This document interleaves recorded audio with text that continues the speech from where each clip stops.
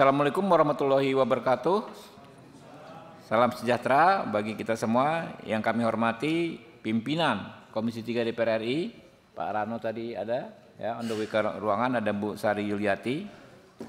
Yang kami hormati rekan-rekan anggota Komisi 3 DPR RI, ini lengkap nih, ya. Ini kasat mata jelas memenuhi quorum fraksi dan quorum perorangan. Yang kami hormati Saudara Menteri Sekretaris Negara Pak Prasetyo Hadi. Selamat datang Pak di Komisi 3 Pak. Kita berkah nih Pak. Salah satu orang terpenting di Republik ini hadir. Kita kasih tepuk tangan. Yang kami hormati ya Pak Wamenseknek Pak Bambang Eko. Makin muda nih Pak Bambang Eko nih terlihat nih.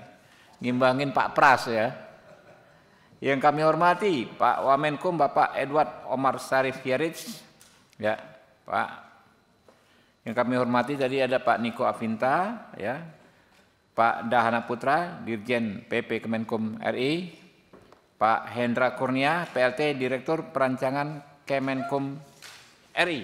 Nah ini dia Mbak Sari Yuliati. Hadirin yang kami hormati, ya teman-teman wartawan tadi tolong dipersilakan kembali masuk ya. Di atas juga tolong dibuka lagi aksesnya. TV Parlemen juga tolong diaktifkan live-nya supaya bisa diikuti oleh masyarakat ya. Tentu kita mengucapkan terima kasih ya kepada rekan-rekan yang hadir dan kita sampaikan puji syukur kehadirat Allah Subhanahu wa taala. Karena atas perkenannya kita hadir dalam acara hari ini dalam keadaan sehat walafiat. Acaranya adalah raker antara Komisi 3 DPR RI dan pemerintah dalam rangka pembahasan rancangan undang-undang tentang Kitab Undang-Undang Hukum Acara Pidana. Sebagaimana kita ketahui bersama bahwa pimpinan DPR RI telah menugaskan Komisi 3 DPR RI untuk membahas RUU Usul Inisiatif DPR, yaitu rancangan undang-undang Kitab Undang-Undang Hukum Acara Pidana. Pada sidang paripurna DPR RI tanggal 18 Februari 2025 menetapkan RUU KUHP menjadi RUU Usul Inisiatif DPR RI dan kemudian ya DPR RI telah menugaskan Komisi 3 DPR RI untuk membahas RUU ini. Pada sidang paripurna DPR RI tanggal 18 Februari 2025 menetapkan RUU KUHP menjadi RUU Usul Inisiatif DPR RI dan kemudian DPR RI menyampaikan surat kepada Presiden Republik Indonesia melalui surat nomor B 2651/LG ya /0101/02/2025 tanggal 18 Februari perihal RUU Hukum Acara Pidana. Selanjutnya DPR RI menerima surat dari Presiden Republik Indonesia untuk menindaklanjuti hal sebagaimana tersebut di atas dan sesuai dengan ketentuan pasal 20 ayat 2 Undang-Undang Dasar 1945, maka pada kesempatan yang berbahagia ini perkenankan kami pimpinan Komisi 3 DPR RI untuk menyampaikan penjelasan dan atau rancangan undang-undang tentang Kitab Undang-Undang Hukum Acara Pidana. Hadirin yang kami hormati, ya, urgensi pembahasan RUU KUHP menyangkut beberapa hal, yaitu tantangan yang dihadapi oleh sistem peradilan pidana saat ini meliputi tuntutan akan transparansi, akuntabilitas, serta perlindungan hak-hak tersangka, korban, saksi, disabilitas, perempuan, dan anak. Di samping itu, berkembangnya teknologi informasi dan komunikasi turut mempengaruhi cara penegakan hukum. Oleh karena itu, setiap pasal dalam RUU ini tentu harus merespon kebutuhan tersebut dengan bijaksana, dengan tetap mengedepankan prinsip-prinsip keadilan dan perlindungan hak asasi manusia. RUU KUHP ini harus memastikan bahwa setiap individu yang terlibat dalam proses hukum, baik sebagai tersangka maupun korban, tetap mendapatkan perlakuan yang adil dan setara. Dalam rancangan undang-undang ini, beberapa hal yang menjadi substansi pembahasan dalam RUU KUHP antara lain: 1. Penyesuaian hukum acara pidana dan dengan memperhatikan perkembangan hukum nasional dan internasional.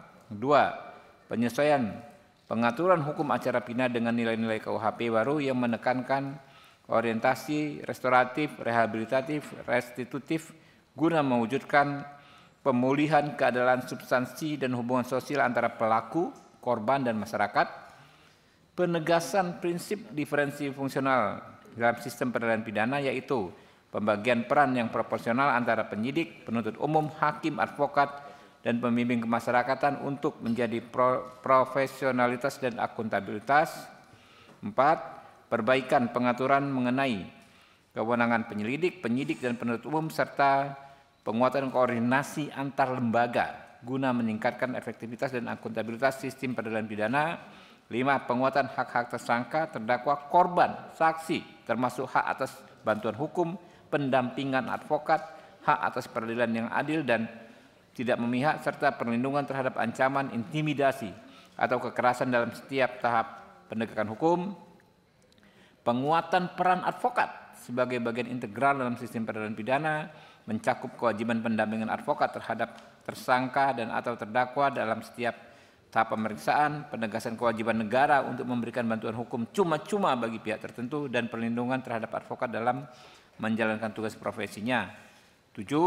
Pengaturan mekanisme keadilan restoratif atau restoratif justice sebagai alternatif penyelesaian perkara pidana luar pengadilan yang dapat dilakukan sejak tahap penyelidikan hingga pemeriksaan di pengadilan. 8. Perlindungan khusus terhadap kelompok rentan termasuk penyandang disabilitas, perempuan, anak, dan lanjut usia, diperkuat dengan kewajiban aparat untuk melakukan asesmen kebutuhan khusus serta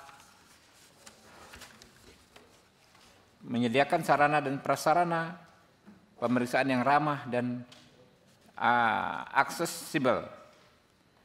9. Penguatan perlindungan penyandang disabilitas dalam setiap tahap pemeriksaan. 10. Perbaikan pengaturan tentang upaya paksa untuk menjamin penerapan prinsip perlindungan HAM dan due process of law, termasuk pembatasan waktu, syarat penetapan, dan mekanisme kontrol yudisial melalui izin pengadilan dan atas tindakan aparat penegak hukum. 11. Pengenalan mekanisme hukum baru dalam hukum acara pidana, antara lain pengakuan bersalah bagi terdakwa yang kooperatif dengan imbalan keringanan hukuman, dan perjanjian penundaan penuntutan bagi pelaku tindak pidana korporasi.